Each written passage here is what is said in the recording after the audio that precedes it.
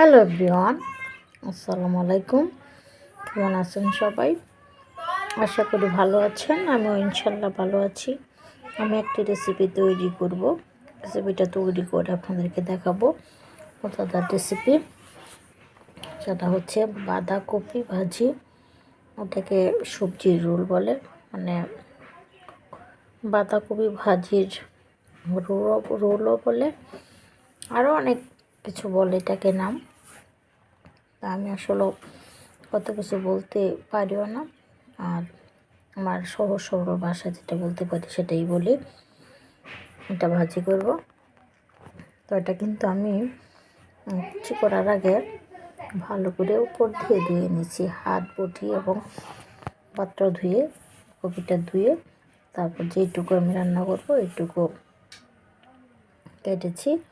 তো এখন দেখেন আমি এটা অনেক কুচি করে ফেলেছি, মানে দেখেন অনেক কুচি করে ওটাকে চিকন করে কুচি করেছি, কারণ বাঁধাকপির উপরে সবুজ পাতাগুলো আমি নিয়েছি, এটা অনেক ভালো লাগে। এটা কুচি করছি, যত চিকন করে কুচি করা যায় তত টেস্ট হয় এটা। আর এটা উপর দিয়ে ধুয়ে কুচি করলে ওটাতে পানি ওঠে না, হালকা পরিমাণের পানি ওঠে, যেটা শেষ হয়ে যায়। আর এটা যেহেতু পাতা, সেহেতু লবণের পরিমাণটা একেবারে কম দিয়েছি। এটার মধ্যে দেখেন কাঁচামরিচ কুচি কিন্তু দিয়েছি, আর যে পেঁয়াজ কুচি, রসুন কুচি দিয়েছি। এখন এটাকে আমি ভাজি করব। আসলে এটা লবণ কিন্তু আপনার একদম কম দেবেন। দেখেন আমি চুলাতে কিন্তু তেল বসিয়েছি, তেলের পরিমাণটা অনেক কম দিয়েছি। তো এখন আমি আমার পেঁয়াজ কুচি দিয়ে দিলাম। তেলটা অনেক গরম হয়েছে, যার জন্য এরকম শব্দ। তো দেখুন এটা আমার কালার হলে তারপর কিন্তু আমি এটাকে সবজিটা দিয়ে দেবো। কালারটা তো সময় লাগবে না, দেখুন হয়েই গেছে। এটা কালার করে দিলে কিন্তু অনেক টেস্ট।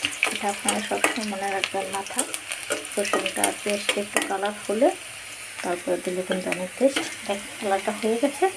এখন আমি লবণের টুকরা প্রথম দিলাম, এই যে এটা দেওয়ার কারণ হচ্ছে লবণ টুকু প্রথম দিয়ে উল্টিয়ে লবণটা অনেকে দিলাম, আবার আমার পেঁয়াজ রসুনগুলো উল্টিয়ে দিলাম। এই জন্য এই অংশটুকু আগে। এখন সবগুলো দিয়ে দিব, সবগুলো দিয়ে দিলাম। এখন থেকে পাল্টাবো, উল্টিয়ে তাপ কমিয়ে দেখে দিব, তারপরে এখান থেকে ওঠাবো। দেখুন এখন আমি এটাকে তাপটা বাড়িয়ে দেবো না, এখন কমিয়ে দেবো, কমিয়ে তারপরটা দেখে দেবো। এখন দেখে দেবো, দেখেন আমার রেসিপিটা কিন্তু দেখছেন অনেক গেছে। এখন আমি চুলার তাপটা কিন্তু বাড়িয়ে দেবো, কারণ এখন যেহেতু অনেক গেছে, হালকা একটু পানি আসছে, এটা কিন্তু চুলার তাপ যখন বাড়িয়ে দিব তখন এটা কিন্তু হয়ে যাবে, আর সারা চুলাটা কিন্তু সবুজ হয়ে যাবে। এখন আমি এই যে চুলার তাপটা কিন্তু বাড়িয়ে দিয়েছি, কারণ সবজি সবসময় আমরা মানে কম সিদ্ধই খাবো, বেশি সিদ্ধ খাবো না। সবজি শাক এটাকে আমরা কম সিদ্ধ খাবো, এটা ভালো লাগবে। ওখানে ডাকবো না, কারণ দেখে দিলেও এটার কালার পরিবর্তন হয়ে যাবে, সবুজ আর থাকবে না। এখন আর ডাকবো না এটাকে। এখন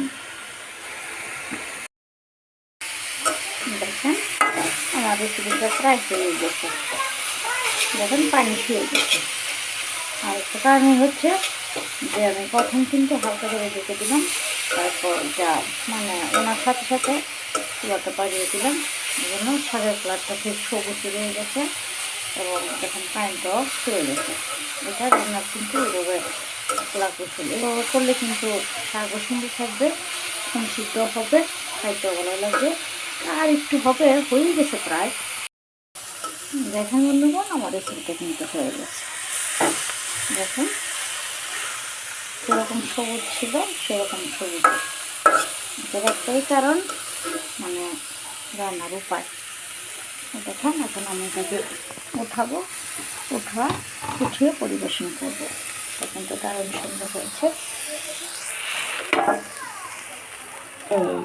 এটি হলো, দেখেন এটাকে উঠিয়ে পরিবেশন করলাম, দারুণ সুন্দর হয়েছে। দেখেন কালারটা কি সবুজ, সবচেয়ে বড় কথা হচ্ছে দেখেন কালারটা কি সবুজ। যখন কালারটা সবুজ থাকবে, সুন্দর থাকবে, তখনই এর টেস্ট লাগবে খাইতে। এটা যখন কালারটা যখন পরিবর্তন হয়ে গেছে, তখন মনে রাখবেন এটা খাইতেও ভালো লাগবে না। তো দেখেন সেরকম হয়েছে আর কি, কুচি করেছি, চিকন করে কুচি করেছি। তো আপনারা উপর দিয়ে ধুয়ে তারপর আমার মতো করে চিকন করে কুচি করবেন। লবণের পরিমাণটা অল্প দেবেন, আর বুঝে শুনে রান্নাটা ঠিকঠাক করে করবেন, তাহলে টেস্ট হবে। তো রান্না করবেন এবং খাবেন এবং আমাকেও কমেন্ট করবেন। তো সবাই ভালো থাকবেন। আল্লাহ হাফেজ, সবাইকে ধন্যবাদ।